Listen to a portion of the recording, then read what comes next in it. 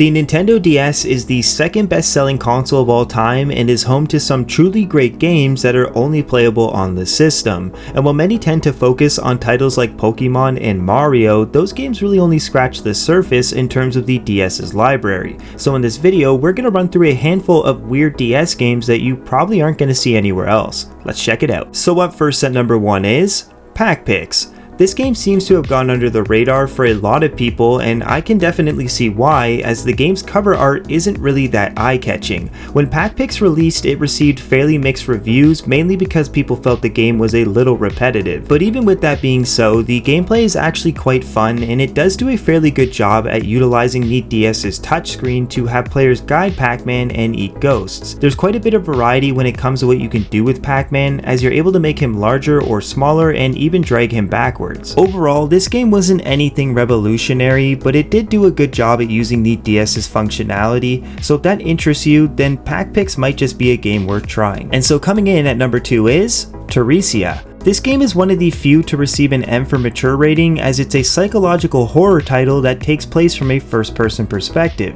Definitely what makes this game stand out is the fact that it's got 2 stories within it, so once you finish the first one, you'll get to play through the second story, which helps add some context and tie everything together. Also, the game is not just first-person, as there are a handful of puzzle areas which help shake the gameplay up just a little bit. Truthfully, I can't say too much more about this game, as I don't really want to spoil anything for those who do want to play this, but it's definitely a weird title, so if horror games are your cup of tea and you want a good one, Terisia is a fairly solid choice. And so at number 3 we have Pokemon Dash. For the longest time, I had no idea this game ever existed, as I never knew anybody as a kid who played it, and that's probably for a good reason, because the game was met with a lot of bad reviews. The biggest critique of this game was that it was fairly simple and it could be completed within a few hours. But even with that being said, the question still remains, is it a good game? And well, the answer is kinda. Pokemon Dash is a racing game that depends on the DS's stylus. There are a total of 5 racing cups, which offer a few different course layouts as well as power-ups that are scattered around.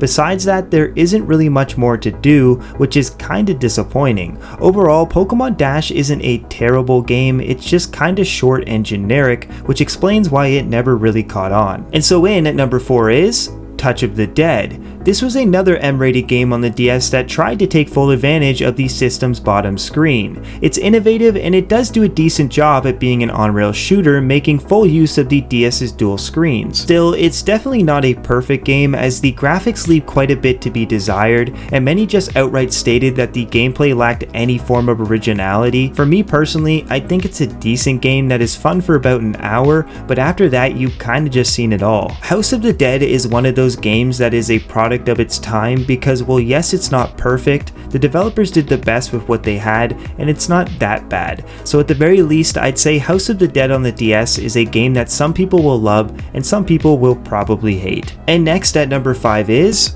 Viewtiful Joe Double Trouble. This was again another game that I had no clue existed for the longest time, which was kinda strange because I really enjoyed both the first and second game, but had never heard anything about the DS version, and that's probably because many people deemed it as being painfully mediocre. Now the reason for this lies mainly in its controls, because the game makes you execute certain powers by using the touchscreen while also demanding that you use the face buttons, which can turn into a confusing mess. And while I did find the controls to be off-putting, after a while I did start to actually not notice them, and I really began enjoying the game. Double Trouble is a very solid beat 'em up, and Capcom did a good job at bringing the 3D environments to life while maintaining that art aesthetic that Viewtiful Joe games are known for. So while yes, this game has its fair share of problems, honestly it's not that bad, and if you like Viewtiful Joe games, you're probably gonna like this one too. And so next up at number 6 is Flower, Sun and Rain. This was originally a PlayStation 2 game that never left Japan, but was later ported to the DS in 2009. It's definitely a weird game, as you control a guy named Mondo who has a full-time job looking for things people have lost.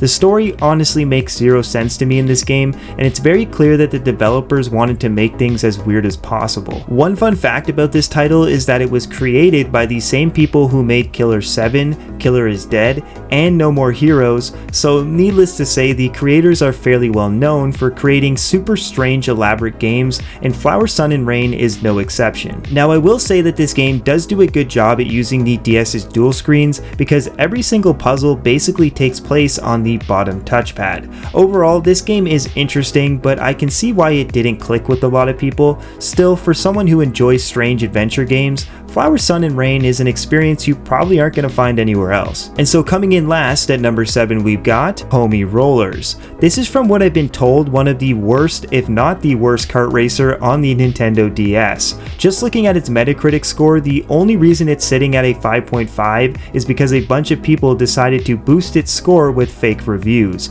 But of course, I had to see for myself if the game was as bad as people were saying, and yeah, it definitely is. For starters, the map design is awful, and almost every trick ramp sends you flying off the course, which doesn't help the fact that this game is already really hard and the difficulty seems to jump all over the place. Certain courses you'll find yourself mastering really quickly, while other ones seem downright impossible. Now granted, there are upgrades to make the game a little bit easier, but they really don't do much. It really feels like the developers got halfway through creating this game and they just gave up.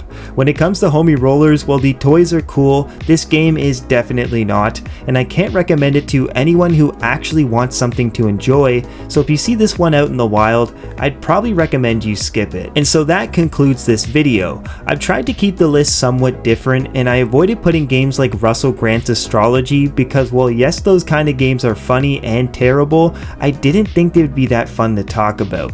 But maybe down the road I will delve into some of those truly terrible shovelware DS games, but again, we'll have to see. Still, I'm sure there are some weird games on the DS that I have missed, so if you have any recommendations, as always, please feel free to let me know down below in the comments. And well, with all that said, I just want to say a huge thank you for watching this far. Please subscribe if you haven't already, and I will see you very soon.